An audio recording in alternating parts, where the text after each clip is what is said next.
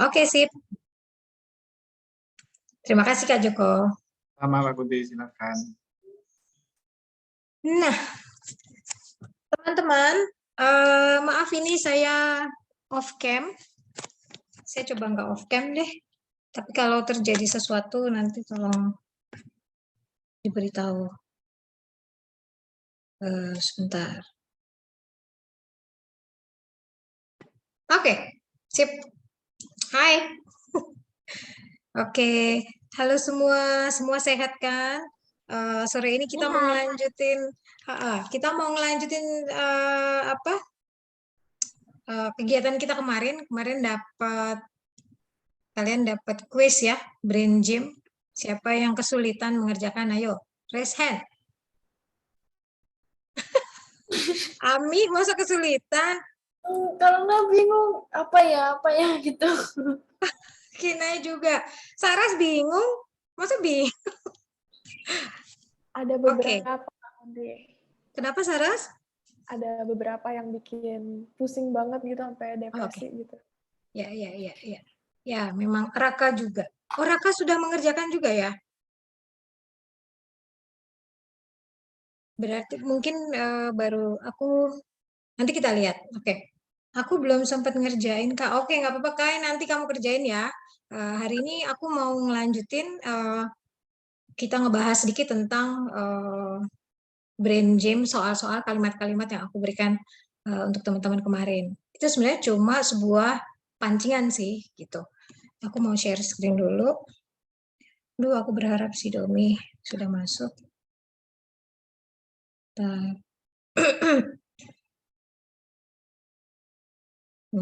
Screen deh. Oke. Share screenku dulu. Oh, kok isinya WhatsApp? Kelihatan dong. Nah, brain gym yang kemarin. Ini ya. Aku mau present dulu. Oke. Kemarin aku ngelihat ada yang jawabannya lucu-lucu juga. Kita akan lihat beberapa jawabannya, yuk.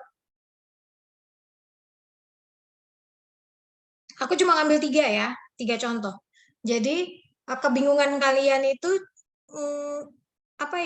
nggak wajar, maksud saya wajar. Kebingungan itu wajar karena kami pendamping pun juga ada berselisih pendapat gitu. Menurutku gini gitu. Kok ini maksudnya begini Kak gitu. Kalimat ini kok begini. Nah, itu bukan kalian aja yang bingung, kami yang pendamping juga punya kebingungan ya. Jadi nggak masalah. Nah, ini pertanyaan pertama. Kalian boleh berkomentar loh ya. Nah, ini kenapa ini ada di tengah gini? Aku mau geser. Gimana aku menggesernya?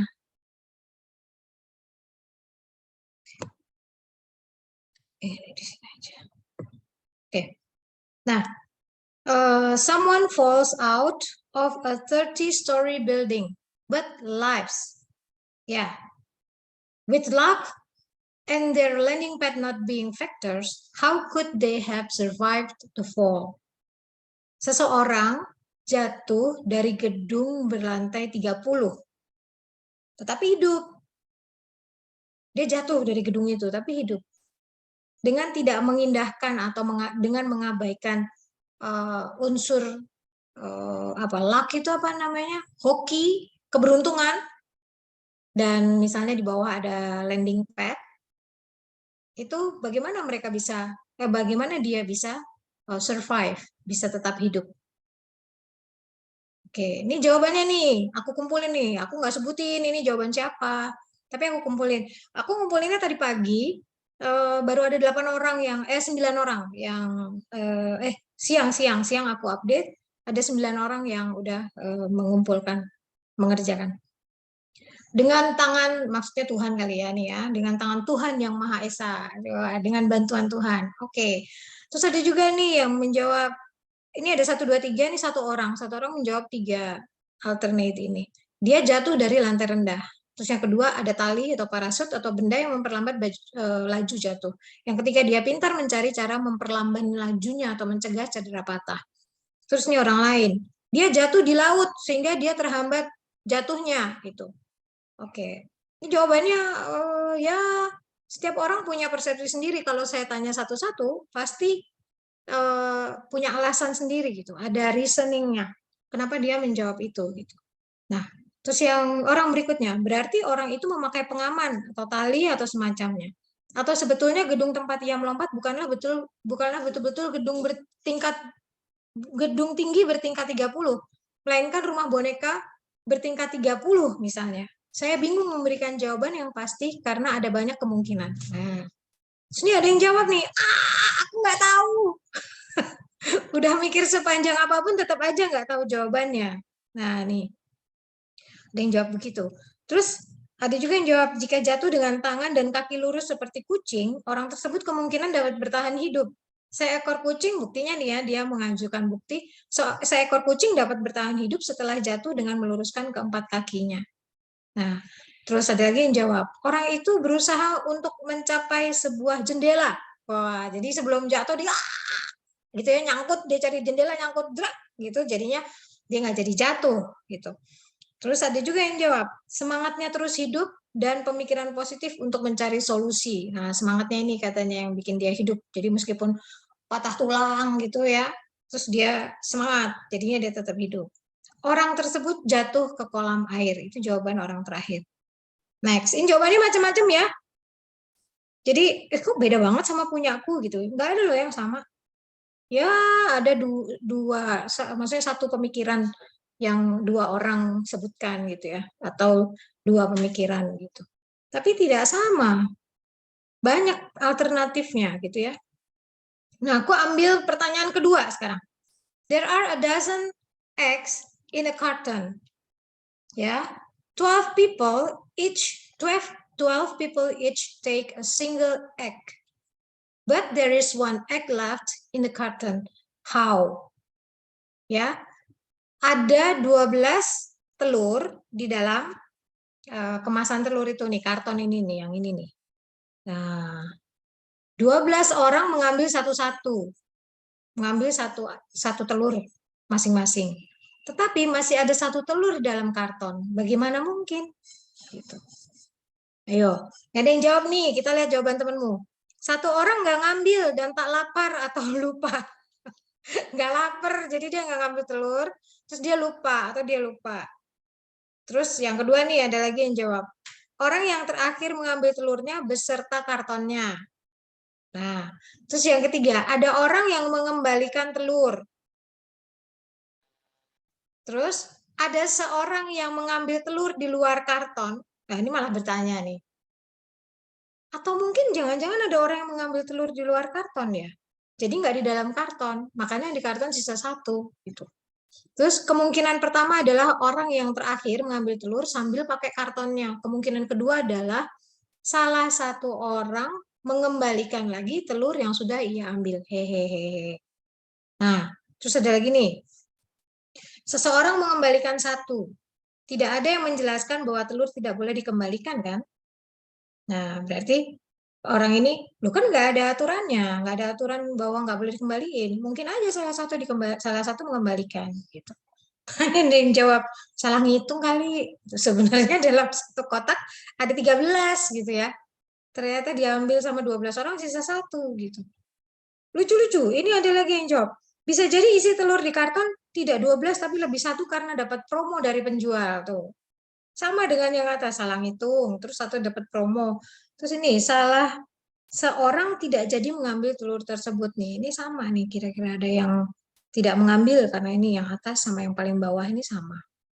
Gitu. Tapi relatively banyak pemikiran di luar apa yang dijawab oleh kalian masing-masing. Ini satu orang menjawab satu, berarti ada berapa alternatif ini, ya kan?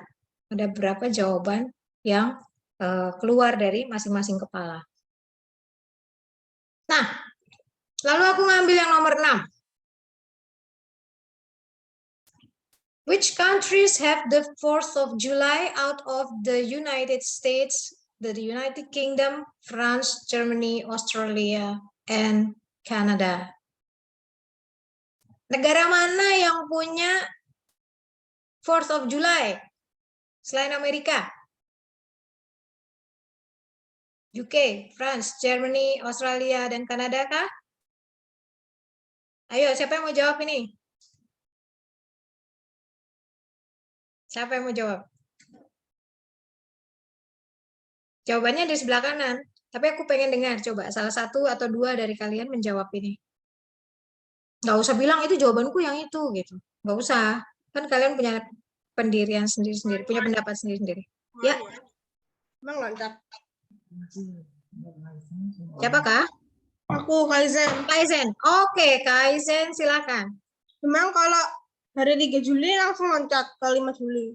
Nah, Udah urutannya dulu. oke, berarti yang Kaizen tangkap 4th of July ini sebagai apa? Sebagai itu tanggal dalam hari, bukan Tanggal biasa berarti ya. ya tanggal biasa. Tanggal 1, 2, 3, 4, 5, 6, 7 Juli, 8 Juli, 9 Juli gitu ya. Ya. Nah, ini jawaban teman-teman banyak loh. Thank you Kaizen. Terima kasih. Ini jawaban teman-teman banyak nih. Ada yang lupa. Wah, lupa. Entah yang dipikirkan apa, mungkin yang dipikirkan 4 Juli ulang tahun siapa gitu kali ya. Sebagai manusia juga Terus, harus jujur. kenapa? Sebagai manusia juga harus jujur. Ini siapa yang jawab? Aku tidak melihat ininya. Siapakah ini yang sedang menjawab? Raka ya? Tadi Karel. Oh, Karel. Oke. Ya. Sorry. Ya, bisa. Karel mau menjawab? Atau Saras? Oh, enggak. Enggak, oke. Ini bisa lupa. Jadi jawabannya aku lupa gitu. Mungkin ada yang dia ingat yang lain.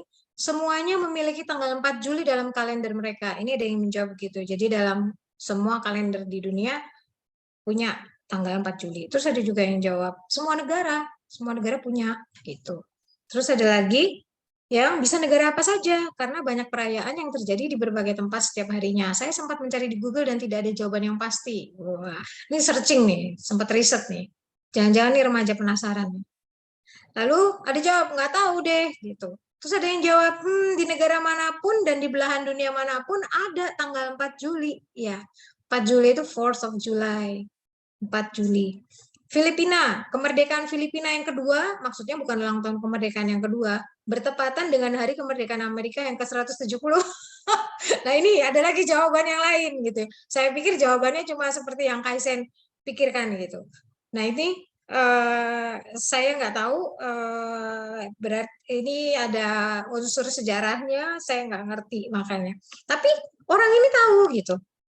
Orang yang remaja yang menjawab ini, temanmu yang menjawab ini, oh ini ada gitu. 4th of July dalam konteks kemerdekaan Amerika itu ternyata kok ada kemiripannya dengan Filipina gitu ya.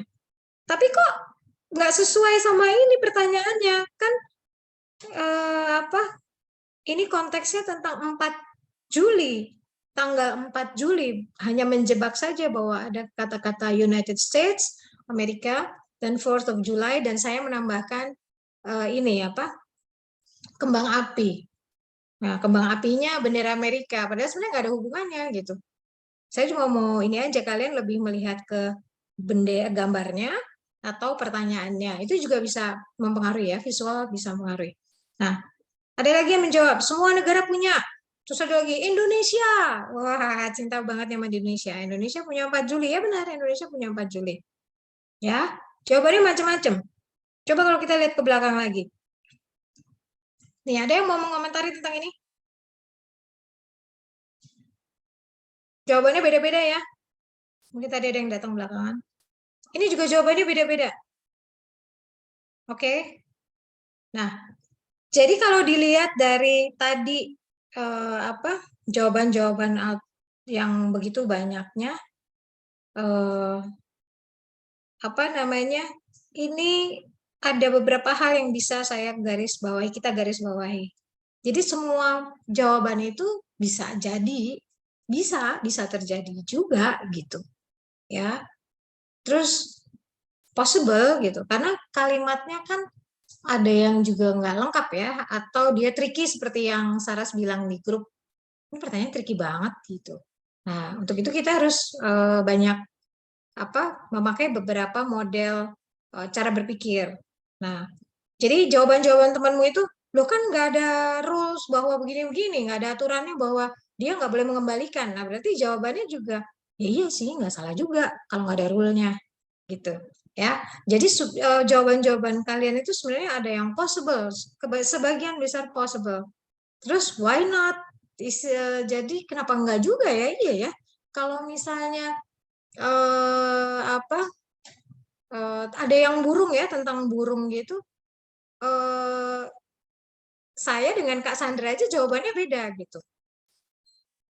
Kalau dari kalimat bahasa Inggris, shots means satu kena, ya, shots one, satu kena mati gitu. Tapi dalam bahasa Indonesia menembak satu gitu, bukan satu mati, ya kan? Nah itu bisa artinya bisa jawabannya akhirnya berbeda. Itu nanti akan dibantu dijelaskan oleh Kak Astrid tentang konteks ya. Nah, di jawaban-jawaban teman kalian itu juga ada jawaban-jawaban kalian itu ada alternate. Jadi tidak satu jawaban, alternatifnya banyak sekali gitu. Lalu ada jawaban lain. Kok ternyata ada jawaban lain gitu ya. Terus ada jawaban cara yang baru gitu. Kita bisa menemukan cara yang baru. Oh, ternyata nggak cuma caraku gitu. Ya. Atau bahkan satu orang menemukan 3 cara gitu, 3 alasan. Nah, itu teman yang lain, aku cuma mikir satu, kok dia bisa mikir 3 ya? Nah, itu kenapa bisa begitu? Jawabannya kenapa kok banyak banget? Kok lebar banget gitu? Kok tidak terbatas kayaknya? Nggak ada batasnya nih gitu. Kenapa? Karena memang yang diarahkan dari pertanyaan-pertanyaan itu adalah penggunaan lateral thinking. Jadi di awal saya bilang pertanyaan-pertanyaan ini hanya untuk memancing. Jadi di sini kalian sedang menggunakan lateral thinking pada saat mengerjakan pertanyaan-pertanyaan yang kemarin ya. Saat kalian menjawab, kalian menggunakan lateral thinking.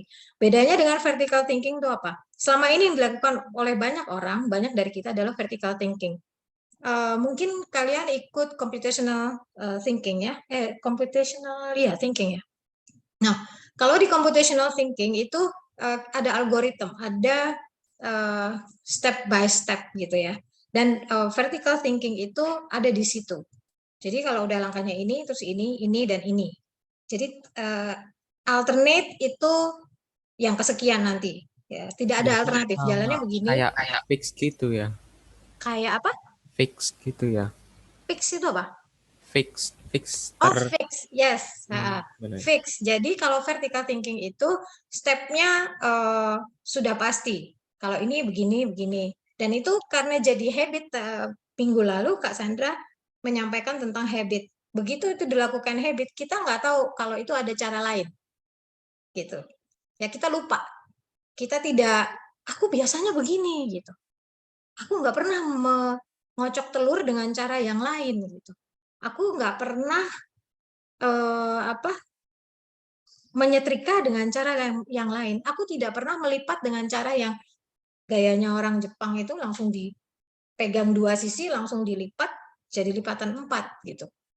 Nah, itu vertical thinking. Itu kalau kita memakai sebuah pemikiran yang sudah fix, tidak pernah kita ubah. Itu jadinya vertical. Ya begini, caraku ya begini. Nah, itu disebutnya memang kalau vertical thinking itu tradisional jadinya. Jadi dia sangat rigid, sangat kaku gitu ya. Nah, pada saat saya mengangkat pertanyaan-pertanyaan 7 pertanyaan kemarin itu kami berharap teman-teman semua mengerjakannya dengan lateral thinking. Jadi memang bebas banget. Kami ketawa-ketawa juga pas lihat jawaban. Lucu juga, ada yang mikir gini ya. Ternyata ada yang mikir gini. Saya nggak kepikir gitu. Nah, lateral thinking memang mengapresiasi, memberi kesempatan untuk berpikir lebar, luas. Nah, gitu. Ada pertanyaan sampai sini? Jadi misalnya kalau vertical thinking tuh gini, ada penggali sumur nih. Saya ngalamin, gali sumur 10 meter nggak ketemu airnya. Diterusin 13 meter nggak ketemu, 14 nggak ketemu, sampai akhirnya kelelahan mereka. Dan akhirnya nggak bisa memang. Terus 13 meter nggak keluar airnya. Itu kalau orang vertical thinking begitu, terus gitu. Tanpa dia berpikir, kenapa nggak berpindah ke sebelahnya, atau dia riset dulu, daerah sini berapa meter gitu. Padahal biasanya 10 meter udah keluar. Ini sampai 13 nggak keluar, 14 diterusin. Jadinya malah waste time. Air tidak ditemukan. Gitu. Ya, jadi kalau vertical thinking tuh ya caraku begini gitu. Kalau lateral itu tidak. Lateral itu kita membuka alternatif yang begitu banyak untuk jawaban atas sebuah pertanyaan. Ya. Nah, cirinya dari lateral itu apa? Umum. Jadi misalnya tadi ada yang jawab. Jadi umum itu kita nggak bisa spesifik ya. Kalau udah spesifik itu biasanya ada rule-nya, ada peraturannya, gitu. Jadi ini kita dibebasin untuk berpikir seluas-luasnya tentang suatu tema, suatu peristiwa. Gitu. Misalnya kalian siapa yang nontonnya Gumball? Gumball. Tahu Gumball nggak? Ada yang tahu Gumball atau SpongeBob? Tahu SpongeBob. SpongeBob. Kalau Gumball nggak ada yang tahu ya. Gumball itu temennya Gumball itu awan gitu. Terus teman sekolah nih, teman sekolah itu ada awan gitu. Terus ada lagi kertas gitu.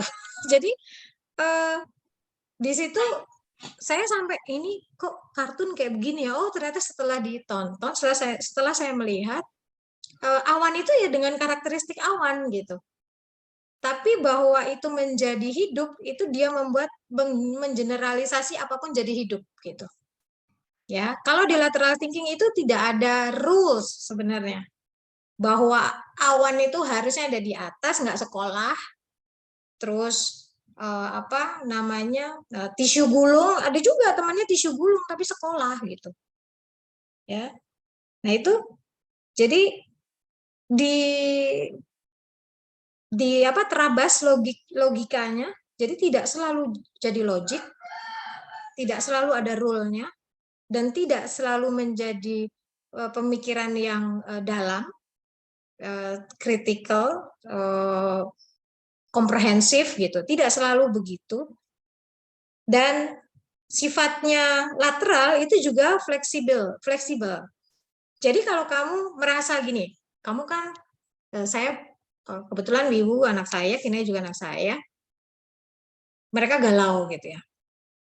Ini kok nggak begini ya, ini kok nggak begini gitu ya. Kalau kalian menemukan peristiwa-peristiwa seperti itu, lihat cara berpikir kalian, apakah vertikal atau lateral. Ya, jadi Wibu sama Kina sering ngobrol sama saya. Ini kok nggak begini ya, nggak seperti yang aku pikirkan, nggak mungkin dong, gitu. Ini nggak logis dong, misalnya gitu ya. Ada kekacauan, kegalauan, atau kok ibu tidak begitu, Kina juga tidak menyatakan itu.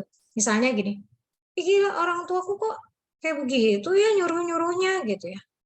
Nah itu coba dilihat lagi, kalian berpikirnya dari mana gitu, dengan cara yang mana? Apakah vertikal? Kan harusnya seperti ini. Kan harusnya seperti ini. Nah itu apakah kita sekaku itu atau kalian sudah mencoba membebaskan pikiran kalian?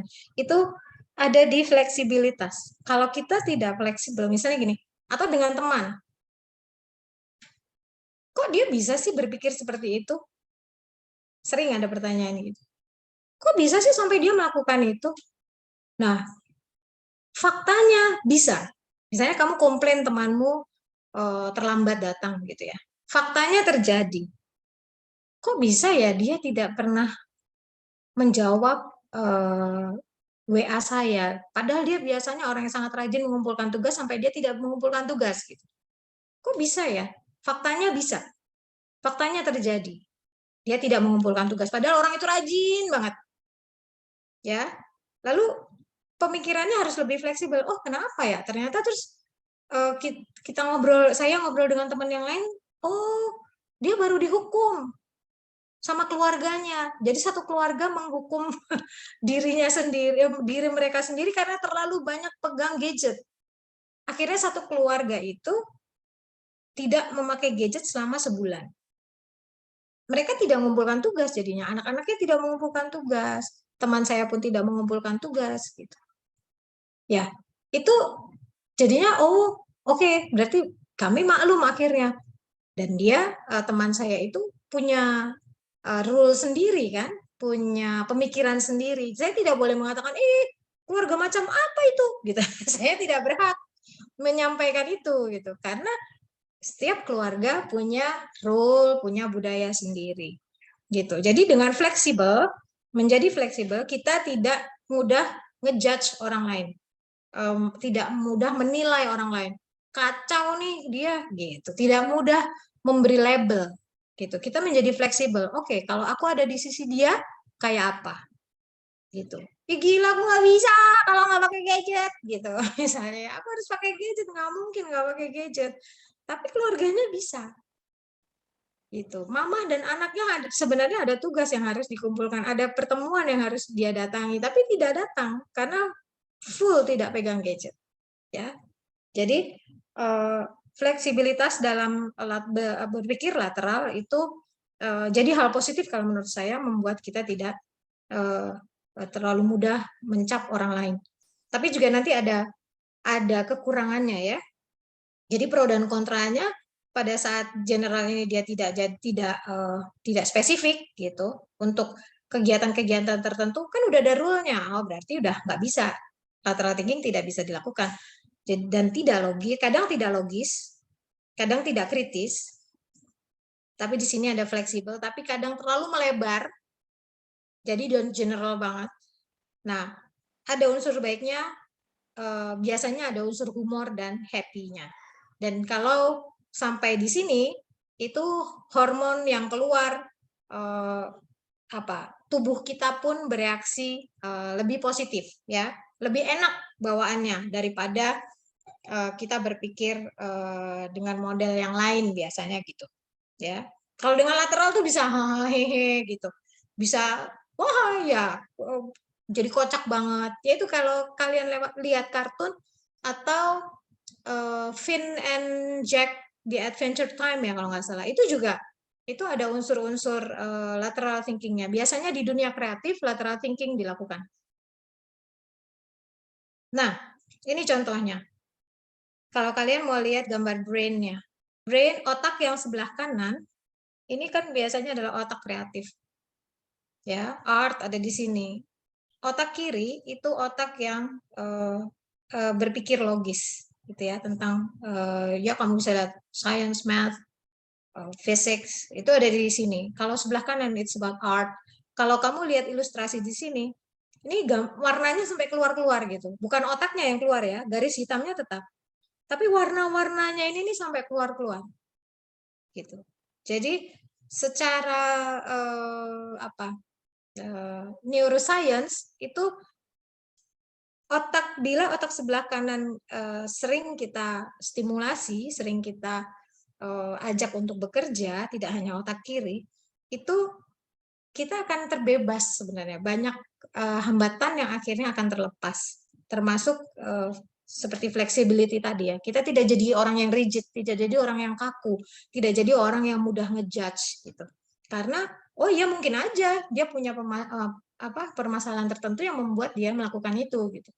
Nah, itu lateral thinking manfaatnya ada di situ. Ya. Nah, lateral thinking itu di bisnis juga ada, banyak dilakukan di bisnis, diangkat pertama oleh Edward de Bono, dia ahli manajemen.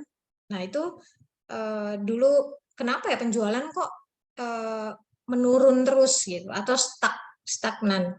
Lalu akhirnya dibuatlah sebuah proses yang menggodok ide-ide pemasaran, penjualan, gimana caranya supaya penjualannya meningkat. Itu cara yang paling efektif adalah dengan step-step lateral thinking-nya Edward de Bono. Jadi waktu itu nge-boom, cara berpikir ini booming, karena banyak membantu para pengusaha untuk meningkatkan bisnisnya. Jadi kalau kamu lihat bagaimana Gojek akhirnya bisa jadi kayak begini, itu kalau zaman saya, zaman Kak Sandra, zaman Kak Joko, zaman Kak Asri, Kak Asri masih muda, Kak Asri itu masih muda loh. Kalau Kak Asri mungkin masih udah ada lah tentang delivery gitu. Kalau zaman saya nggak ada delivery itu ini banget, jarang banget gitu. Tapi begitu sekarang orang tua saya itu masih kagok banget gitu. Loh kok bisa? Saya sedang antri di rumah sakit tiba-tiba ada orang yang nganter makanan. Loh, kalau kita mah udah tinggal gitu ya, pencet-pencet gitu. Nggak heran gitu. Kalian apalagi nggak heran jempol bicara gitu. Yang bicara bukan mulut lagi tapi jempol. Gitu. Ya kalau tadi saya nyetel Spotify, saya nyalakan Spotify terus siapa namanya Jingga masuk. Kebetulan lagu yang dia suka sedang di setel, judulnya Bandung. Bandungnya Yura, siapa namanya? Yura Yunita. Yura Yunita. Itu baru tuh, keren. Itu pakai bahasa daerah, bahasa Sunda ya. Nah itu bukannya Jingga ngomong, aduh aku suka banget. Bukan begitu. Kalau zaman dulu ngomong. Nah kalau sekarang jempol yang bicara. Oke? Mulut kalian tergantikan oleh 2 jempol ini. Ya. Jadi apa namanya semua banyak yang berubah gitu, dan akhirnya marketing penjualan pun mengalami pergeseran, berubah total apalagi pada saat pandemi gitu ya. Jadi seperti siapa Bill Gates sebelum pandemi, berapa tahun ya, 2 atau 4 tahun sebelum pandemi dia sudah mengatakan akan ada pandemi dan kita akan tertolong oleh teknologi gitu. Jadi saya ngelihatnya Bill Gates sudah ngelihat secara lateral ya, dia udah ngelihat wah ini akan terjadi kayak gini. Mungkin orang akan berpikir saat itu, ini Bill Gates tuh gila kali ya, atau konspirasinya dia gitu yang membuat gitu ya. Dia yang membuat virusnya sampai jadi pandemi.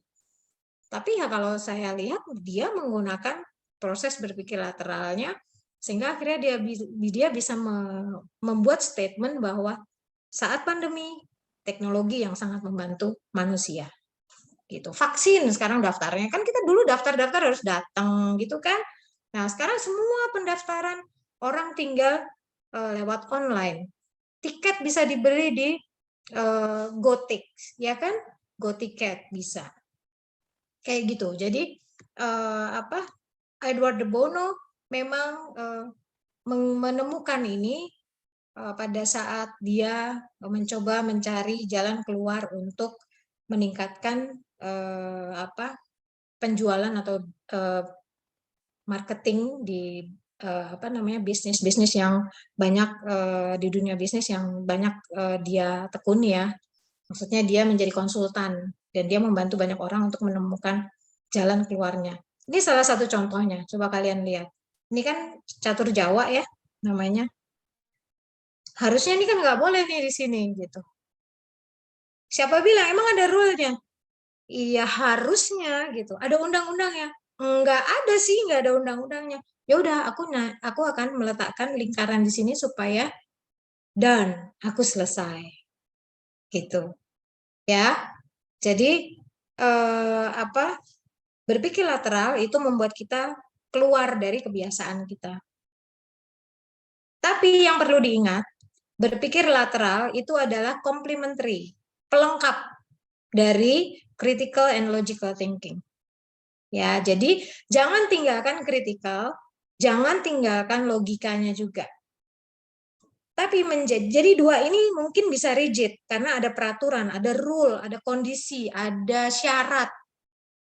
Jadi hanya bisa kan tadi telurnya semua, Kak, semua, all. Terus gimana? Berarti yang bilang bahwa itu promo salah dong. Nah, itu saat kita berpikir dengan critical thinking. Mungkin yang punya jawaban tentang promo itu bisa menjelaskan lebih panjang lagi. Bisa jadi gini loh, bisa jadi gini loh. Nah, itu pemikiran lateral seperti itu. Critical thinking dan logical itu memang ada rule-nya, jadi ada kerangkanya. Dan itu kadang membuat kita, membuat kita menjadi sangat kaku kalau kita berpikir hanya itu jawabannya. Ya, jadi itu dilonggarkan supaya kita makin kreatif, supaya kita makin out of the box. Nah, kalau kamu sering dengar, ayo berpikir out of the box. Nah, out of the box itu kita menggunakan proses berpikir lateral, ya, dan dia complementary, melengkapi dua model berpikir ini, gitu, ya. Jadi jangan tinggalkan ini, tapi lengkapi dengan ini. Jangan tinggalkan critical dan logical, tapi lengkapi dengan berpikir lateral. Jadi complementary ya teman-teman. Oke, sampai sini ada pertanyaan. Saya sudah. Setelah ini kita akan lanjut dengan Kak Asri. Ada pertanyaan Kak? Oh, Sofia mau sholat, oke. Atau sudah ya? Refleksi, tadi ada yang chat, apa ini refleksi? Ami nggak kelihatan yang Google Form-nya. Oke, kenapa Ami nggak kelihatan maksudnya? Nggak, Yang nggak kelihatan aja yang apa namanya yang gamesnya yang ini. oh, Ada di chat Teens Leader. ada di chat, di apa grup ya? Baru kelihatan sekarang. Loh, kok yang ini aku kok nggak dapet yang ini? Terus aku chat di apa cek di chatnya baru oh yang ini gua belum kerjain. Coba dikerjain, Ami kan Ami udah ngelihat ininya ya, udah ngelihat. Saya tidak mengatakan tadi jawaban yang ini yang benar, jawaban ini jawaban siapa yang benar, enggak. Jadi kalian sendiri yang mencoba memproses. Oh, lateral thinking itu justru dibebaskan, gitu. Ya, gimana caranya aku bebas sebebas-bebasnya. Nanti kamu akan lihat, kok tapi kan di bagian ini aku nggak logis ya, di bagian ini aku nggak ada kritikalnya sama sekali gitu. Aku nggak peduli banget dan aku apa namanya, aku lompatin, aku lewatin semuanya gitu, tanpa batas. Itu kalau kalian mencoba berpikir out of the box, itu memakai model berpikir lateral, ya. Kami dicoba aja. Yang belum mengerjakan, silakan dicoba menjawab. Kalau pengen lagi, bilang saya ada beberapa yang cukup panjang, jadi kalian berpikirnya jadi lebih lateral gitu ya jadinya gitu. Oke. Kalau tidak ada, nggak ada nih, kita akan lanjutkan dengan materinya Kak Asri. Saya berharap kalian aktif terlibat di situ karena akan ada beberapa latihannya. Dan ini komplementerinya yang melengkapi cara berpikir lateral. Jadi tadi itu saya menjelaskan tentang lateral dan silahkan dilatih terus supaya kalian keluar dari prison of mind namanya. Jadi dari penjara pikiran. Kadang karena pikiran kita terbiasa begitu modelnya, terus kita terpenjara gitu. Nah, itu lateral, dibuka dengan lateral. Tapi jangan terlalu lateral. Jangan lateral aja yang dipakai. Kalian lihat tadi otaknya kan kemana-mana ya kalau lateral ya. Sensorinya terus wah stimulusnya sedikit, terus kita sangat reaktif, sangat bersemangat gitu sampai nggak bisa kembali menjadi kritikal dan logis gitu. Itu hati-hati. Kak Asri akan mengajak kalian ke model yang lebih kritikal dan lebih logis. Gitu ya. Oke. Terima kasih. Kak Asri silakan. Oke, terima kasih Kak Kunti. Sama-sama. Kak Kunti sama Kak Sandra boleh ikut terlibat nih. Oke, siap. Siap. Siap ya. 1, 2, 3. Oke. Buatlah Asri kasih waktu 1 menit ya. 1 menit. Buatlah kalimat tentang aku. Boleh diketik, boleh. Maksudnya diketik di chat ya? Iya, boleh diketik di chat. Oke. Tentang aku, Kak Asri. Iya, buatlah kalimat tentang aku. Oh, oke. Siap.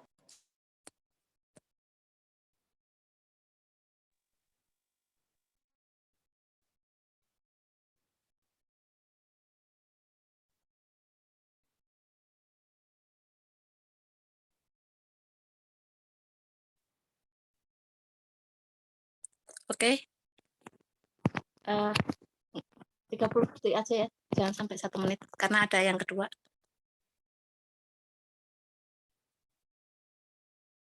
Udah semua?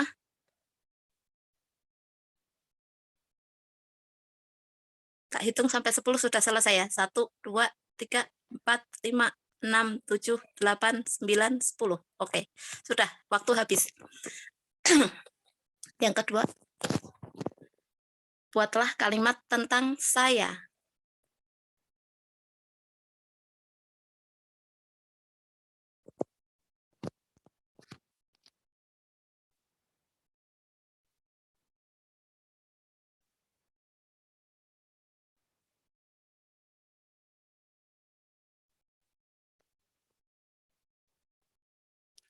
Asri hitung 10, 1, 2, 3, 4, 5, 6, 7, 8, 9, 10.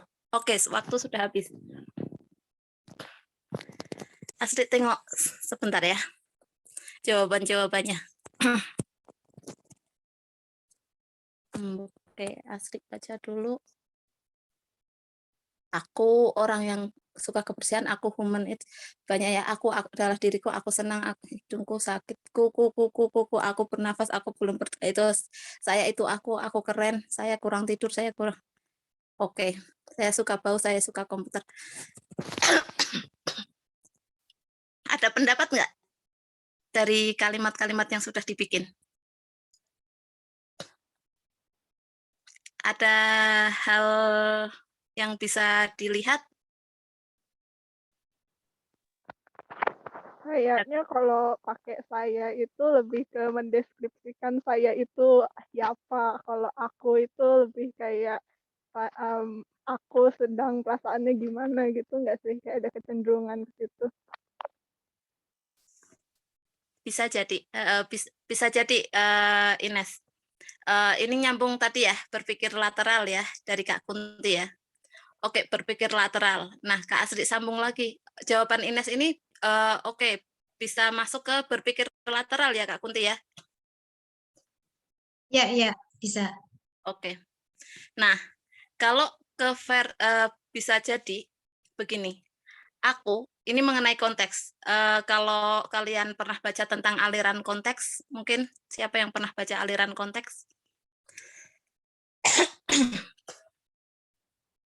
Ini banyak hal, bisa nyangkut materi Kak Kunti yang tadi berpikir lateral ya.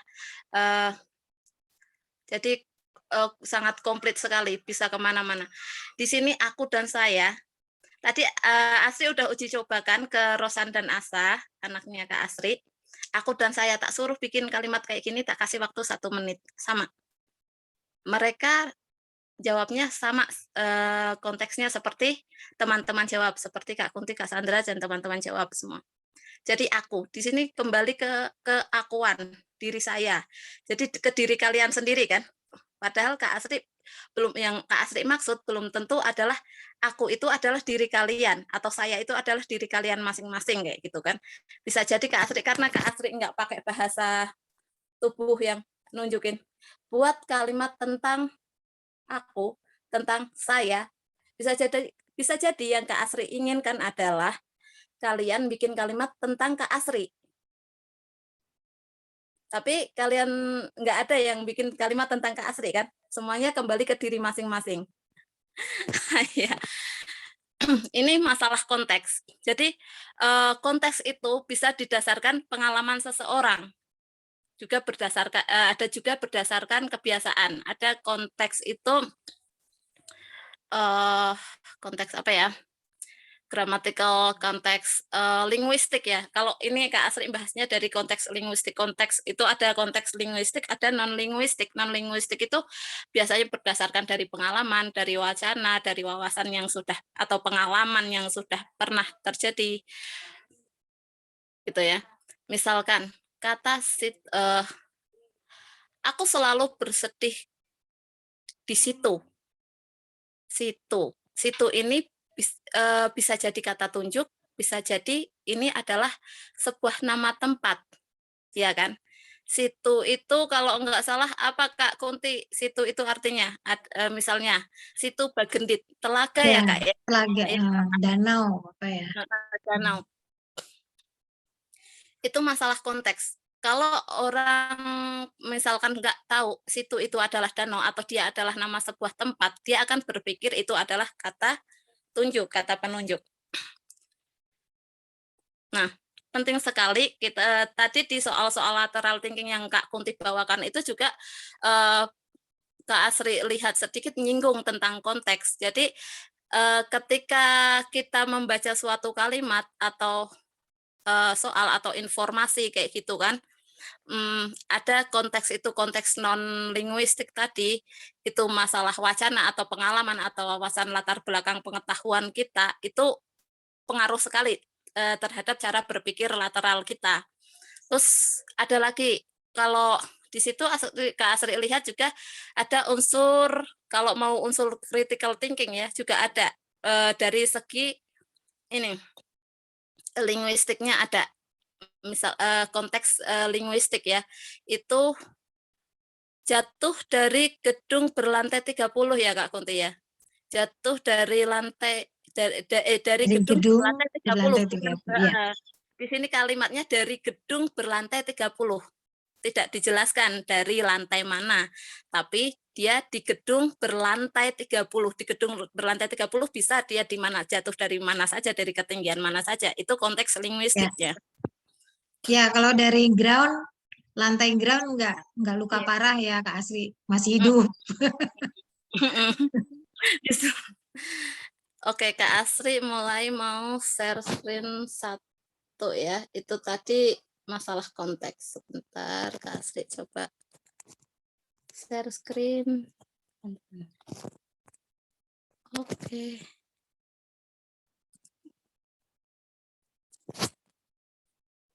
Masih di sini.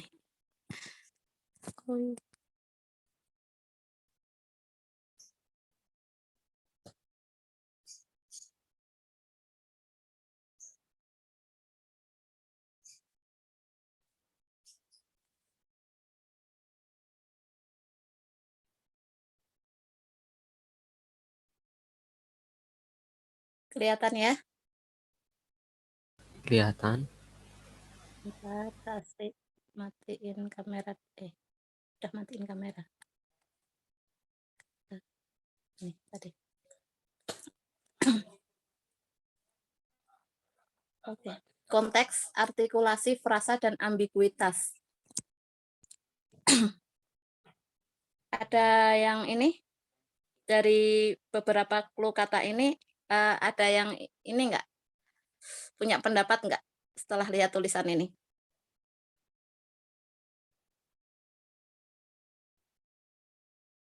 Halo, suaraku nyampe kah? Artikulasi itu mempengaruhi makna katanya, Kak. Ada lagi, Kak? Iya, Kak Sandra. Oke. Dari teman-teman ada lagi? Ada nggak? Oke, kita lari ke sini ya. Kak Asri langsung kasih ini. Kak Asri pengen dari kalian ada yang kasih pendapat atau komen tentang tulisan ini.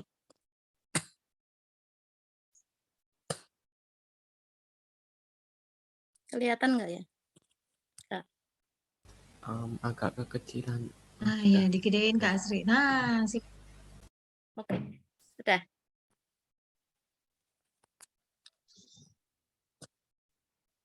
Kak Asri kasih waktu 20 detik.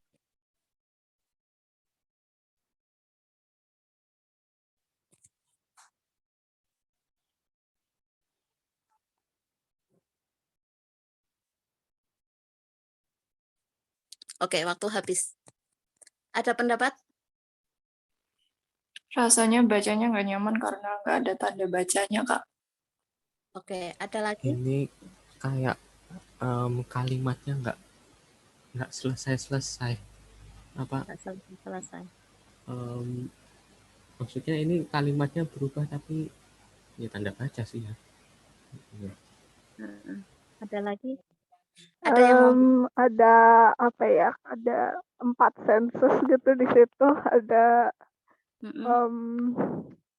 ada yang penglihatan, ada yang pendengaran, ada yang perasaan juga. Oke, mulai nih Kak, berpikir lateralnya mulai jalan nih, teman-teman nih. Ayo, Sip, sip. ada lagi.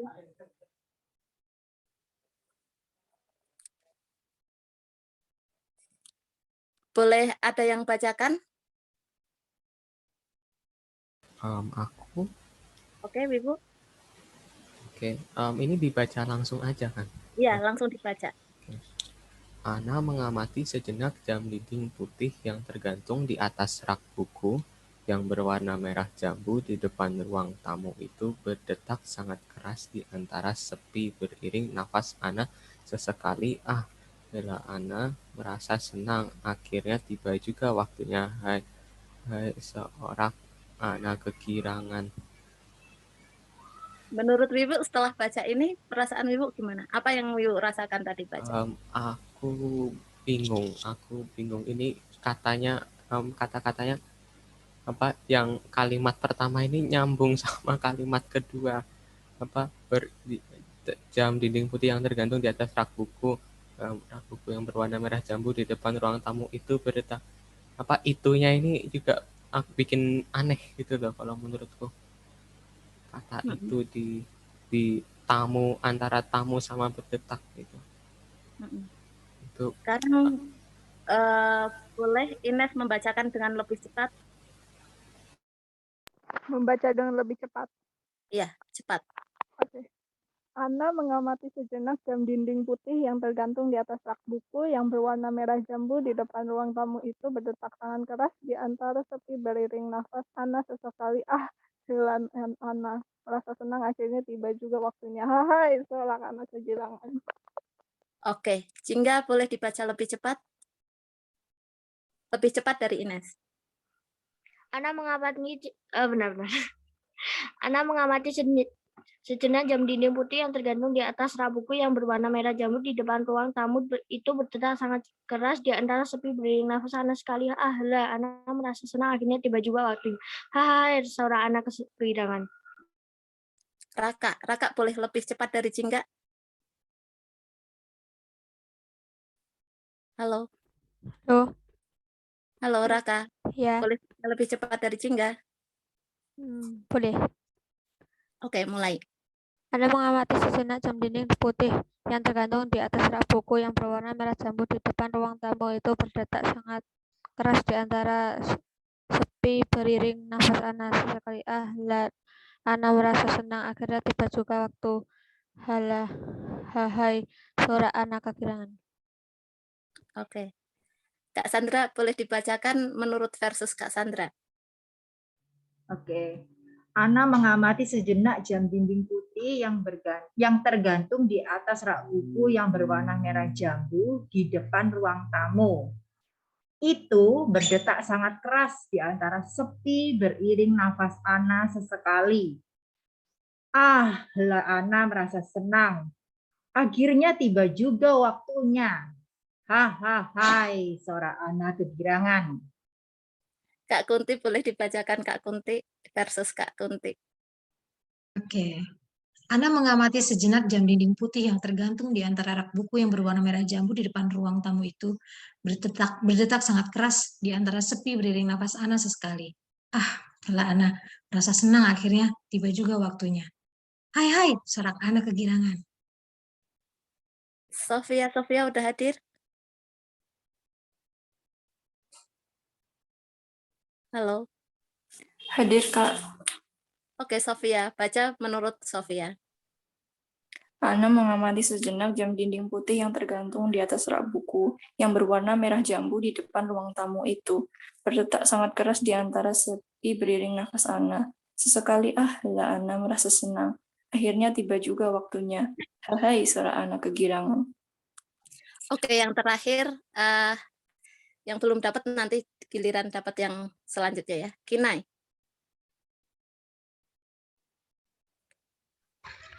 Ana mengamati sejenak jam dinding putih yang tergantung di atas rak buku yang berwarna merah jambu di depan ruang tamu. Itu berdetak sangat keras di antara sepi beriring nafas Ana sesekali. Ah, Lala, Ana merasa senang akhirnya tiba juga waktunya. Haha, suara anak kegirangan.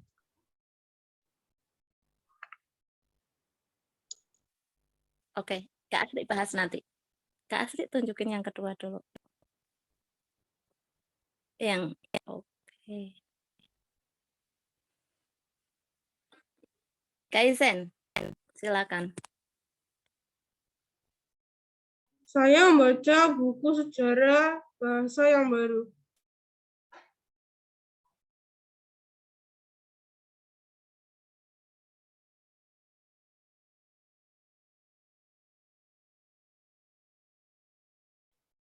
Kak Asri terlempar nih Asri kayaknya. ke mute, freeze. Lanjutin aja Kak, manggilin anak-anak. Iya ya. Siapa lagi ini yang belum tadi? Ami, coba Ami. Ya, oke. Saya membaca buku Saya membaca buku sejarah bahasa Bentar, yang baru ya. tulis dulu. Haha, di chat.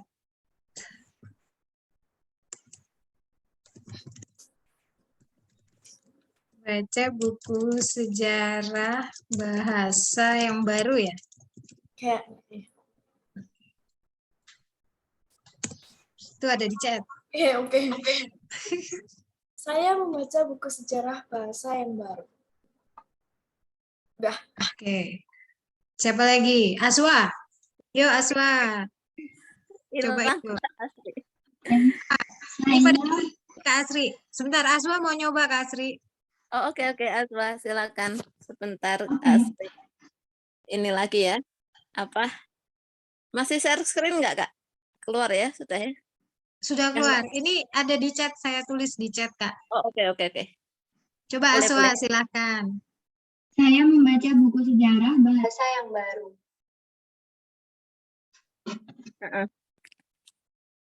Terus, udah ada lagi yang belum kebagian baca? Javier atau Kai? Iya, boleh. Oke, aku ya Tante. Ya. Saya membaca buku sejarah bahasa yang baru. Javier? Kai, oke. Javier. Justin? Karel? Halo? Kai? Kai sudah barusan? Kai sudah ya. Saras? Oh iya, Saras belum. Oke. Aku baca ya. Bentar. Saya membaca buku sejarah bahasa yang baru. Oke. Jadi tadi kalimat mau Asri share lagi ya, Kak? Nggak perlu. Silakan Asri, di-share aja. Silakan Kak Asri. Screen lagi ya.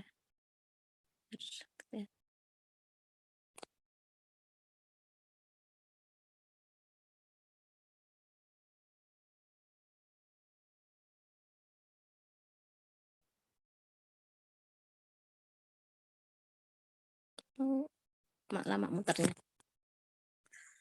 Oke.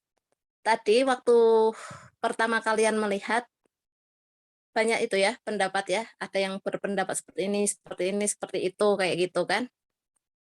Sebenarnya contoh yang kalimat Kak Asri bikin ini nyangkut masalah konteks, artikulasi, frasa, dan ambiguitas. Jadi kalau tadi dibaca cepat, itu kemungkinan akan sangat mempengaruhi artikulasi, bunyi vokal, pelafalan, pemenggalan kata. Itu bisa jadi, ya kan? Nah, ketika artikulasinya itu misalkan nggak pas, itu bisa menyebabkan salah pemahaman. Jadi interpretasi pembaca atau pendengar itu akan lain kan, tidak sesuai yang diharapkan. Sama, ketika kita menghadapi suatu hal yang ketika disampaikannya itu tidak kena, yang nyampein itu artikulasinya tidak kena, konteksnya tidak kena, tidak sesuai yang diinginkan, itu akan jadi lain kayak gitu. Akhirnya apa? Ketika kita tidak paham konteks atau mungkin wacana konteks mengenai konteks non linguistik kita kurang, ataupun kita dalam konteks linguistiknya juga kurang, itu bisa menyebabkan kita menelan suatu informasi mentah-mentah tanpa kita telaah dulu kayak gitu loh. Misalnya bisa termakan hoax ya. Itu masalah penting banget. Jadi artikulasi, konteks itu penting banget. Terus ambiguitas. Masuk ke sini tadi yang Kak Asri bikin. Ini Kak Asri tidak pakai tanda titik koma. Ini bisa disebut kalimat nggak? Kalau dalam konteks linguistik bahasa, tata bahasa, dia belum bisa disebut kalimat. Mau sepanjang apapun dia, mau kemana-mana pun dia, tidak diakhiri titik, tanda tanya atau tanda seru, itu dia masih belum bisa disebut kalimat. Terus kalau nggak ada tanda baca kayak gini kan kita jadi bingung ya, bingung untuk memahami kalimat kemana-mana. Ini gimana? Terus kita itu dalam memanggal ini frasa itu di mana enaknya, pasnya di mana. Nah, ketika tadi kan Kak Asri perhatikan ya, ada yang bacanya itu pengumpulan frasanya ada yang berbeda dari teman-teman satu sama lain berbeda. Akhirnya menimbulkan apa? Pengertian atau pemahaman yang berbeda bagi orang lain. Satu sama lain orang tuh pemahamannya akan berbeda. Misalkan dibacakan sama Ines begini, dibacakan sama Kinai begini, dibacakan sama Wiwu begini, dibacakan sama Kak Kunti atau Kak Sandra seperti ini. Karena Kak Asri enggak kasih tanda baca, kalian bacanya pun ya sudah dibaca sesuai pemahaman masing-masing tadi kan. Jadi tidak ada patokan kayak gitu di sini. Terus mengenai pengumpulan frasa. Nah, pengumpulan frasa itu biasanya kayak apa? Ada banyak jenis-jenis frasa di sini. Misalkan ada Kak Asri ini ya, tunjukin salah satu ya. Jadi frasa itu bisa dia dari kata benda dan kata benda. Tuh jam, dinding. Jam itu kata benda, dinding kata benda. Nggak mungkin ini Ana mengamati sejenak jam. Terus dinding putih sendiri. Bisa jadi dinding putih sendiri bisa membentuk frasa sendiri. Tapi di sini kita lihat konteks kalimat kata atau frasa yang mengikuti dia kayak gitu kan, yang lain kayak gitu. Bisa dinding putih itu jadi satu frasa tersendiri. Tapi ketika kita gandeng dengan kalimat selanjutnya atau kata sebelumnya atau kata setelahnya, maka tidak bisa di sini dinding putih sebagai satu frasa. Di sini frasanya adalah jam dinding putih. Jadi jam dindingnya warna putih. Jadi di sini kata benda dan adjektiva. Jadi ada frasa itu bisa kata benda plus kata benda, bisa kata benda plus adjektiva, di sini bisa campur kata benda, adjektiva kayak gitu. Jadi masalah memenggal frasa, mengelompokkan frasa. Jadi ketika membaca kan nggak mungkin begini. Ana mengamati sejenak jam dinding putih yang tergantung, putihnya lepas, nggak mungkin kan, nggak mungkin seperti itu. Ketika kita mau naruh tanda baca atau kita mau membaca, kita perlu di sini konteks linguistik. Jadi wacana tentang konteks linguistik. Terus ada lagi frasa selanjutnya yang tidak bisa dipisah. Di depan ruang tamu, ini satu frasa yang tidak bisa dipisah. Jadi kumpulan satu frasa yang tidak bisa dipisah masing-masing. Misalkan di depan atau di depan ruang tamu itu berdetak akan menimbulkan apa makna lain kan. Nah, ambiguitas itu juga, ini juga akan menimbulkan ambiguitas. Ambiguitas itu apa? Ambiguitas itu menimbulkan makna ganda, kemungkinan-kemungkinan makna lain seperti itu. Faktornya apa tadi? Faktornya misalkan tidak tepatnya dalam mengumpulkan frasa, mengecek frasa kayak gitu kan, menempatkan frasa. Oh iya, ada yang tahu frasa nggak sih?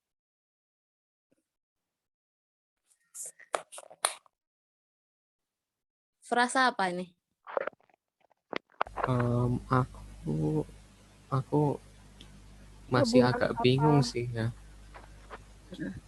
Maksudnya Hubungan nggak bisa jelasinnya. Oh ya, frasa itu adalah kumpulan kata yang dia menimbulkan suatu makna tertentu, itu frasa, Wiwu. Oh, Nah, oke. jadi seperti itu. Tanda baca pertama ya penting ya. Terus konteks di sini Kak Asri ambil konteks dua, konteks linguistik juga konteks wacana, sosial non linguistik, bisa sosial, bisa macam-macam. Terus tadi yang kedua, kalimat kedua, saya membaca buku sejarah bahasa yang baru. Ini sangat ambigu sekali. Apa penyebab ambiguitasnya di sini? Menurut teman-teman? Ini kalau menurutku buku sejarah bahasa ini. Buku sejarah, bahasa yang baru gitulah. Kalau menurutku bisa juga buku sejarah bahasa. Yang dimaksud. Nah, ini menimbulkan makna ganda atau maksud yang berbeda ya kan, masing-masing orang punya terjemahan kayak gitu, terjemahan sendiri. Ketika suatu informasi itu dia sifatnya ambigu, itu dia tidak akan tepat sasaran. Suatu berita atau informasi yang dia menggunakan kalimat ambigu, pemilihan frasa yang tidak tepat atau tanda baca yang tidak tepat, itu akan menimbulkan ambiguitas. Nah, ini penting sekali ketika kita menerima informasi atau berita tertentu, atau apa ya, apalagi itu ke arahnya nanti bisa masuk hoax kayak gitu. Kenapa kok orang tuh kadang-kadang langsung menelan berita, banyak kemakan hoax kayak gitu ya? Ya karena itu tadi, dia kurang paham konteks, terus kebetulan informasi yang disampaikan juga ambigu, jadi nggak ngena, nggak tepat sasaran. Nah, ini soal seperti ini juga bisa sebenarnya penting juga kita mempelajari ambiguitas ini untuk supaya berpikir lateral kita semakin oke kayak gitu. Karena ya benar tadi yang Kak Kunti bilang ya. Jadi tidak harus selalu kita berpikir vertikal tok. Kita juga di samping itu kita juga berpikir lateral juga. Ini ya, tergantung konteks yang kita hadapi kayak gitu kan. Ada saatnya kita berpikir vertikal, ada saatnya kita berpikir lateral. Mungkin gamenya sampai di situ Kak Kon. Kalau Asri mau, ini banyak sekali tentang, kalau mau bahas tentang konteks, ada aliran konteks Kak. Itu materinya sangat banyak sekali, aliran konteks itu sendiri-sendiri ya. Cabangnya itu sangat banyak sekali. Untuk pembahasan frasa dan ambiguitas pun sangat banyak sekali. Kak Asri hanya melakukan permainan kecil di mana di sini antara berpikir vertikal dan lateral, bahwa kedua-duanya itu penting, sangat diperlukan. Kayak gitu kan. Oke, intinya di situ. Terima kasih.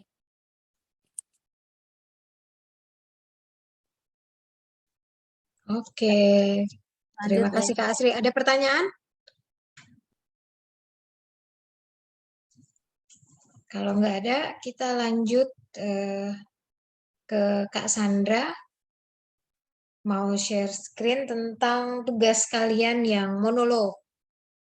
Nah, kan di bagian awal Kak Sandra memberikan materi tentang waktu itu prasangka ya Kak Sandra ya, persepsi, paradigma.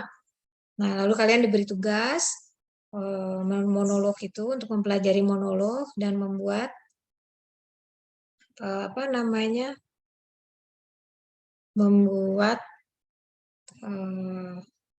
menemukan fakta dan prasangka yang ada dalam monolog itu. Nah, apa sih hubungannya dengan sekarang dengan materi yang hari ini Kak Sandra mau sambungkan. Ya, benang merahnya apa? Silakan Kak Sandra.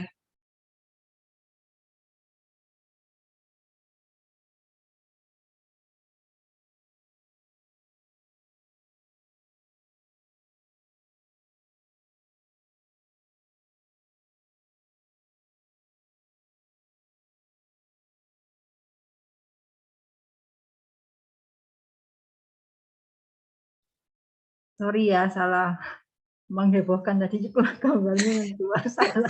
Tins gambarnya. Di warga, Kak. Di warga.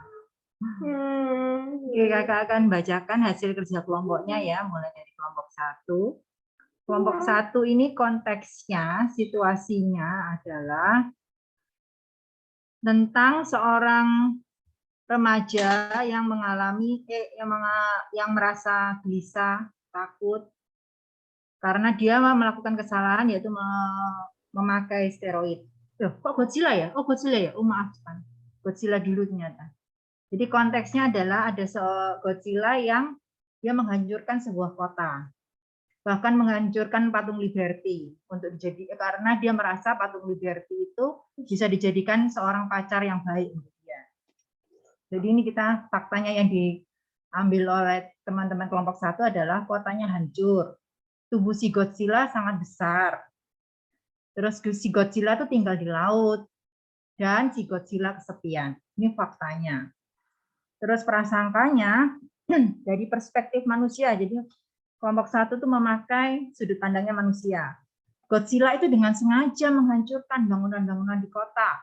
Suaranya terdengar sangat menyeramkan. Saat ia jalan, semua bangunan hancur karena badannya yang besar dan ekornya yang panjang, jadi menabrak-nabrak.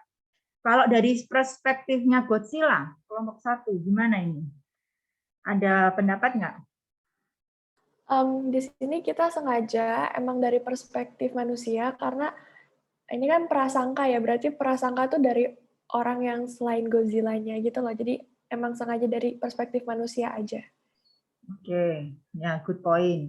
Sekarang ini prasangkanya ya. Kalau misalnya kita mau dari sudut pandangnya si Godzilla, dia mempunyai prasangka apa terhadap dunia manusia? Ya kan itu yang ceritanya yang benar, yang di atas itu yang apa namanya, dari sisi pandangnya si Godzilla gitu. Nah, Ya bukan? Ya betul, dari sudut pandangnya si Godzilla. Sekarang kita menggunakan lateral thinking. Betul sekali, memang ini ceritanya monolog dari sudut pandangnya si Godzilla. Loh, sorry. Ini kan memang ceritanya tentang Godzilla, berarti ini dia kan memang dari sudut pandangnya si Godzilla. Ya.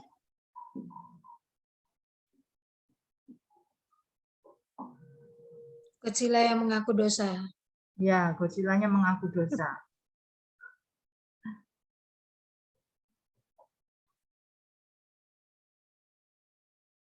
Agak membingungkan ya, sebentar. Kenapa nggak bisa turun? Kenapa nggak bisa turun ya? Ini karena kebesaran. Oke, ini solusi yang didapat kelompok 1 itu adalah Godzilla meminta maaf dan juga memberi kita alasan kalau dia sebenarnya tidak sengaja menghancurkan kota manusia. Ini fakta, prasangka, dan solusinya. Kita lanjut ke grup 2.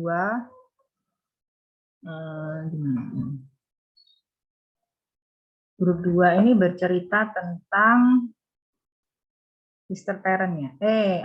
Basket, pemain basket. Ini pemain basket yang pakai steroid. Mereka mendapatkan faktanya adalah ranking ISBN nasional pemain basket merosot dari tingkat 1 menjadi yang paling bawah. Terus pemain basket menyerah pada tekanan stres dari teman-temannya, dari Wiwu dan Ines. Pemain basket menggunakan steroid sebagai solusi karena dia merasa tertekan atau stres serta lelah karena dia meragukan dirinya sendiri. Setiap orang tahu pemain basket menggunakan steroid. Oke. Ini fakta ya, kelihatannya. Nomor 4. Semua orang sudah tahu ya fakta ini bahwa dia memakai steroid. Mungkin hasil tesnya menunjukkan bahwa dia pakai steroid. Bermain basket adalah impian si pemain basket. Pemain basket telah mengecewakan banyak orang. Pemain basket merasa bersalah karena menggunakan steroid. Jadi kelompok 2 melihat memang ada perasaan bersalah karena akhirnya dia mengaku ke ayahnya ya. Pemain basket meragukan dirinya sendiri karena dia lelah. Pemain basket merasa ia perlu memperbaiki situasi ini. Wow, banyak sekali faktanya. Prasangka. Bermain basket adalah impian si pemain basket. Berarti sama dong dengan faktanya. Ini nomor 5 dan ini. Oke, lanjut ke Ya, itu ada perbedaan pendapat, Kak. Ada yang berpendapat bahwa itu adalah fakta, ada yang bilang itu prasangka. Makanya itu ada yang di tanda kurung kan gitu. Jadi itu maksudnya yang berpendapat ini siapa gitu. Kalau nggak ada berarti semuanya setuju gitu. Oke.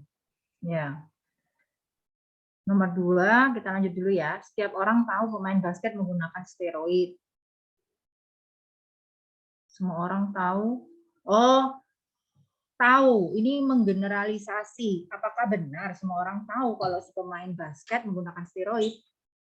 Apakah benar? Masa sampai misalnya petugas kantin sampai tahu, kan belum tentu.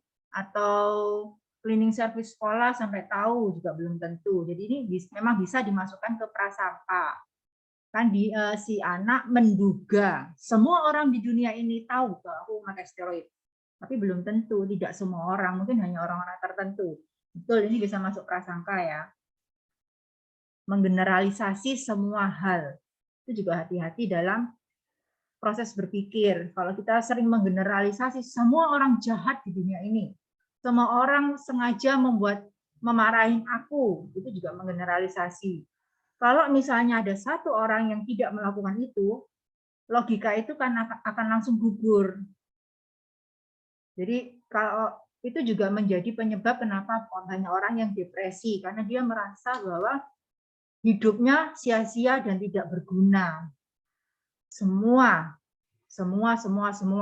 Itu kesalahan berpikir seseorang, kesalahan berpikir seorang yang kadang-kadang punya konsep dirinya yang kurang baik. Terus pemain basket berpikir setiap orang menganggap dirinya curang atau palsu. Betul, ini prasangka juga. Kenapa? Tidak semua orang, nih di kata setiap ini. Pemain basket merasa bersalah karena menggunakan steroid. Kenapa ini prasangka ya? Kayaknya lupa ditandain deh. Rasanya di fakta juga ada itu soalnya. Lupa dikasih nama kayaknya. Oh, oke. Karena dia benar-benar mengaku, ya aku salah ini. Berarti itu sudah bisa kita anggap bahwa dia ada penyesalan. Ketika dia ada penyesalan, dia sudah meminta maaf. Berarti itu sudah terjadi. Dan ketika orang A dan B sama-sama melihat perilakunya si pemain basket, mereka sama-sama sepakat bahwa oh ya ini merasa bersalah. Oke, lanjut nomor 5, pemain basket menganggap banyak orang kecewa akibat hal yang dia lakukan. Ini juga prasangka karena dipakai banyak. Dia jadi merasa semua orang kecewa. Banyak orang kecewa. Terus pemain basket berpikir dirinya sudah tidak pantas dan tidak mungkin lagi menjadi ranking 1. Betul, ini prasangkanya dia terhadap suatu kejadian itu. Padahal kalau dia mau berusaha, dia bisa untuk lebih maju lagi bisa.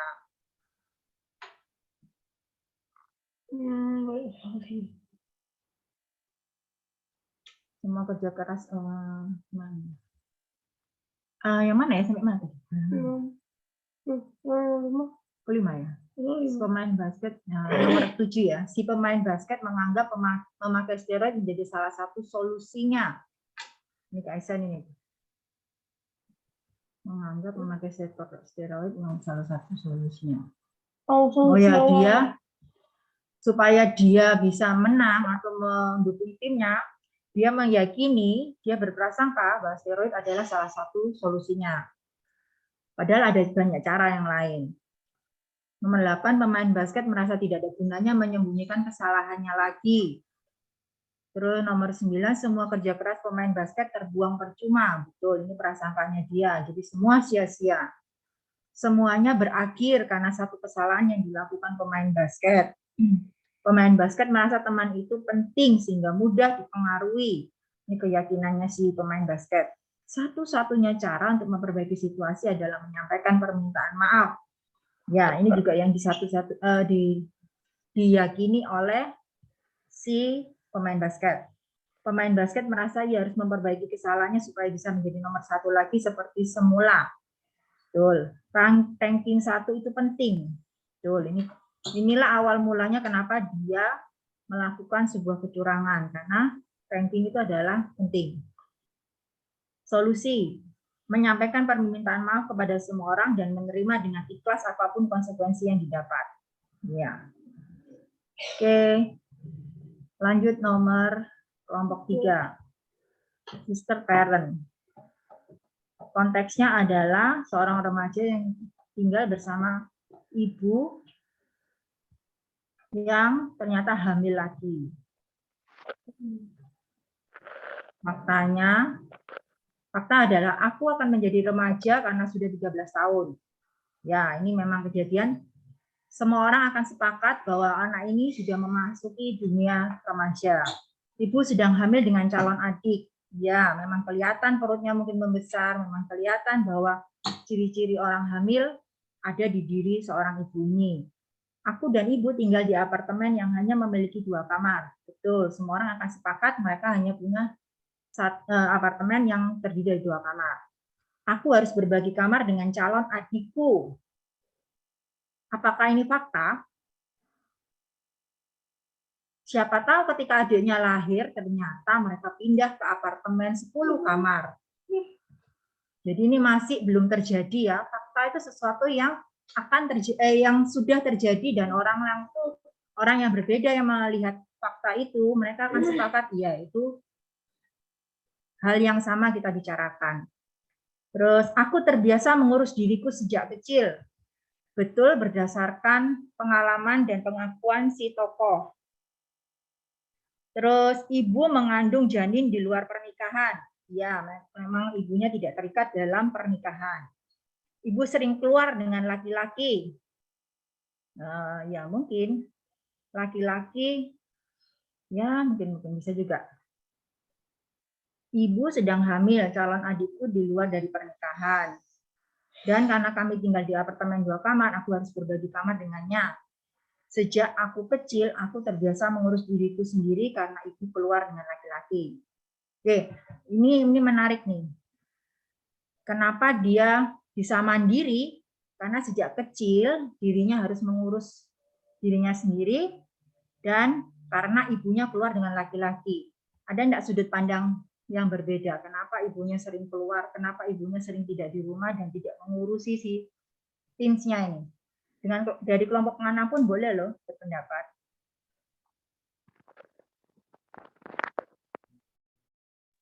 Mungkin ibunya merasa kesepian gitu. Oke, mungkin ibunya merasa kesepian, makanya dia sering keluar dan mencari teman. Ada lagi nggak? Kalau dari Alina mungkin ibunya kerja kali ya. Apa? Kerja ya? Iya. Oh ya, mungkin ibunya kerja. Ini kan kayaknya kan bahasa Inggris, konteksnya berarti kira-kira di negara barat. Di negara barat itu orang yang penghasilannya kecil itu terbiasa, bukan terbiasa ya, sesuatu yang wajar bisa mengambil 2-3 job dalam 1 hari hanya untuk mencukupi kehidupannya dia. Mungkin ibunya punya 3 pekerjaan, jadi dia harus pindah-pindah pekerjaan tanpa ada jeda, bisa juga ini. Ini konteksnya. Mungkin ini kan kita memakai lateral thinking ya. Jadi berpikir di luar konteks. Di luar konteks apa? Di luar persepsinya si anak ini. Oke, ini solusinya. Aku akan berbagi kamar dengan adikku. Ya, dia memutuskan kalaupun ini akan terjadi dan adikku lahir, aku bersiap untuk membagi kamarku. Aku akan bertanggung jawab atas adikku. Ya, berdasarkan pengalamannya dia, ibunya lebih sering tidak di rumah. Setelah mendapatkan pekerjaan, aku akan memenuhi kebutuhan sang adik dengan uang yang didapat. Ya, ini dari sudut pandangnya dia. Kemudian aku akan membelikan mainan yang terbaik untuk adiknya. Ya, karena dia punya pengalaman masa kecilnya tidak bahagia. Dia merasa tidak bahagia dengan masa kecilnya dan dia mau memberikan adiknya masa kecil yang bisa dan layak diperoleh oleh setiap anak kecil. Oke, dari sini kita akan bermain ini ya. Fakta dan opini. Fakta itu lawannya selalu opini. Opini juga lawannya fakta dan solusinya. Sorry, ini kalau mau present gimana nih ya? Slideshow itu ada tombol slideshow di kanan. Oh ini ya, ya kelihatan. Slideshow jadinya otomatis ya. Oh gitu? Setahuku gitu kan slideshow biasanya otomatis. Bentar, di escape itu di keluar dulu bisa. Tadi kakak nggak ini kok nggak ngatur waktu sih. Oh, coba ya. Ada pilihan atur waktu soalnya. Oke, lanjut. Fakta. Sorry Kak Sandra, 15 menit lagi ya Kak ya? Iya. Oke. Thank you Kak. Fakta. Hal itu keadaan, bisa peristiwa yang merupakan kenyataan. Sesuatu yang benar-benar ada atau terjadi menurut KBBI. Oke, pertanyaan berikutnya. Apakah fakta itu selalu yang bisa dibuktikan? Menurut teman-teman gimana? Bisa. Selalu bisa ya. Betul ya, bisa ya. Menurut Ibu dan Sarah bisa dibuktikan. Fakta bahwa patung Liberty punya tinggi sekian dan lebar sekian, itu fakta. Kalau ada orang mau menyanggah, ayo kita ukur sama-sama. Itu sesuatu yang bisa kita buktikan tanpa perlu kita debatkan. Terus, apakah bisa disanggah enggak fakta itu? Enggak. Menurut Ines enggak bisa disanggah. Menurut yang lain?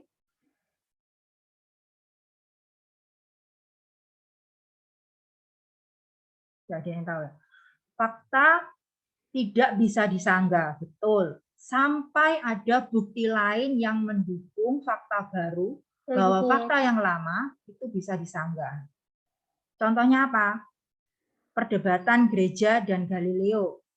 Gereja meyakini bahwa matahari itu adalah yang mengitari bumi. Galileo menyanggah, bukan. Matahari yang diam, bumi yang berkeliling.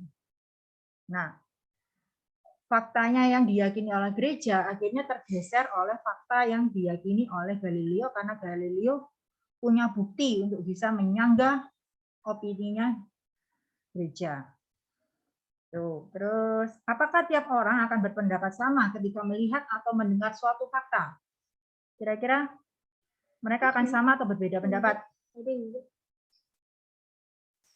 Ambil contoh. Apel jatuh dari pohon. Itu faktanya adalah gravitasi.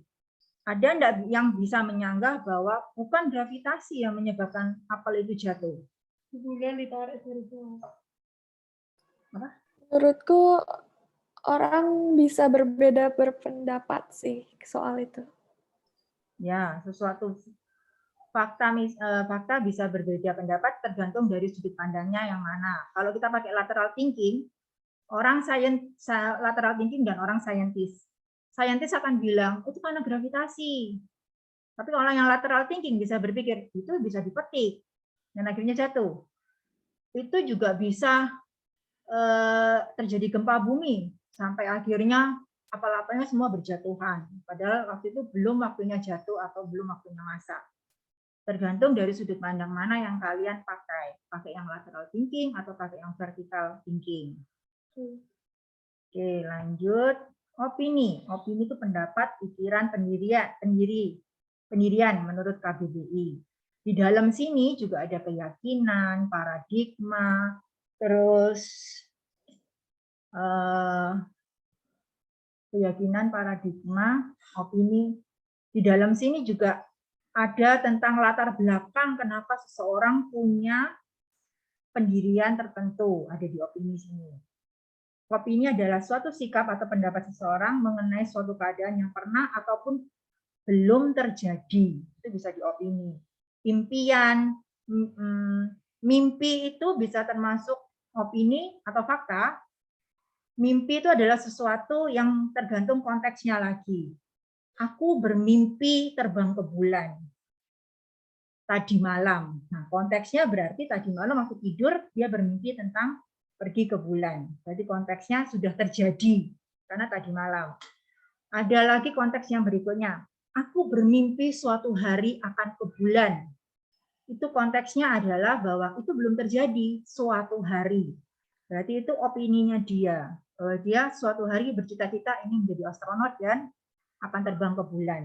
Jadi teman-teman bisa dilihat bagaimana sebuah konteks mempengaruhi isi dari sebuah kalimat atau pemikiran. Opini sangat dipengaruhi oleh perasaan, pemikiran, perspektif, keinginan, sikap, pengalaman, pemahaman, keyakinan setiap individu. Nih. Jadi ketika kita berpendapat, hati-hati, jangan sampai kita mempertahankan pendapatnya kita. Belum tentu pendapatnya kita betul. Belum tentu pendapatnya orang tua kita juga betul. Belum tentu pendapatnya seseorang yang lain itu juga betul. Kita harus lihat konteksnya dulu. Apakah benar dia berpendapat seperti itu sesuai dengan memakai pemikiran logika, saintifik, atau hanya berpikir secara lateral. Itu perlu dilihat konteksnya dulu. Solusi itu penyelesaian, pemecahan masalah dan sebagainya. Atau jalan keluar tuh bisa dari suatu permasalahan. Di dalam solusi ini, kira-kira kita perlu menyeimbangkan antara fakta dan opininya kita. Karena ini ada sesuatu yang perlu kita pecahkan, berarti kita harus punya data. Data-datanya apa? Ketika data-datanya ada, barulah kita bisa memberikan suatu jalan keluar. Tapi kalau kita memakai prasangka, kita memakai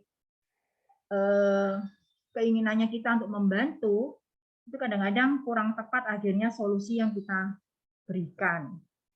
Misalnya solusinya untuk Godzilla. Tadi solusinya Godzilla itu, dia cuma minta maaf ya. Oke, sekarang kita memakai lateral thinking. Ada solusi enggak untuk Godzilla dengan fakta bahwa dia badannya besar, kalau dia bergerak bahwa semua barang-barang akan rusak? Ada solusi lain enggak? Diet.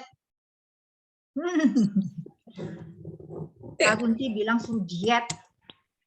Dengan faktanya Godzilla, Bantuin beresin. Bantuin beresin. Hai bilang bantuin beresin kekacauan yang dilakukan oleh si Godzilla ya. Tapi karena badannya besar, akhirnya dia sering mengacau terus dong. Gimana nih? Sebentar Kak Sandra, ini Kak Sandra nanya yang ada di monolognya atau menurut kita? Menurut kalian. Jadi pakailah lateral thinking, solusi apa yang bisa kita berikan ke Godzilla supaya manusia dan Godzilla sama-sama bisa hidup berdampingan. Ami raise hand. Ya Ami. Orang-orangnya bikin kota khusus Godzilla, jadi gedung-gedungnya besar gitu, ada juga ada buat tempat gitu dari manusia ke Godzilla gitu kayak Wah.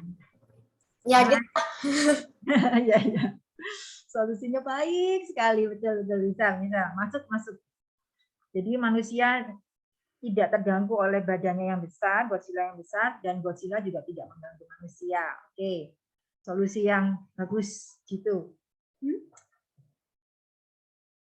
Oke, terus ini pemberian solusi, kita lanjut ya next ya. Pemberian solusi dipengaruhi oleh apa menurut kalian? Fakta. Fakta. Kita harus punya data ya. Nah, kalau tadi yang Godzilla, datanya adalah badannya besar. Kalau dia bergerak di tempat sempit, pasti akan menghancurkan barang-barang di sekitarnya. Itu faktanya dia. Dan manusia akhirnya kan, peradaban yang dibangun oleh manusia akhirnya rusak semua. Jadi data yang terkumpul adalah dia badannya besar. Dan opini yang keluar adalah, kalau dari AMI adalah, dia butuh space sendiri. Kapan sebuah solusi bisa diterima atau ditolak oleh kita? Kita punya masalah nih, terus ada orang lain memberikan kita solusi, kamu gini aja, kamu gitu aja. Kapan kita perlu menerima dan menolak solusi itu? Kalau udah diskusi. Ketika orang itu memberikan solusi, terus kita berdiskusi sama orang itu. Oke, bisa. Apakah itu melanggar hak kita? Oke, solusi yang menurut Ines adalah diskusi lagi, terus dilihat solusinya. Apakah itu akan melanggar nggak haknya kita? Sudah ada yang masuk nih. Oke, kita lanjut ya. Jadi kita bisa menerima atau menolak itu setelah kita melihat konsekuensi dari solusi yang ada ini. Apakah konsekuensinya itu bisa kita terima atau justru malah memperberat masalah kita? Dilihat di bagian belakangnya. Konsekuensi berarti sesuatu yang terjadi setelah kita melakukan sesuatu, kita bisa menerima atau tidak itu konsekuensinya. Oke, ternyata sudah selesai. Maaf ya buru-buru. Adakah yang mau ditanyakan?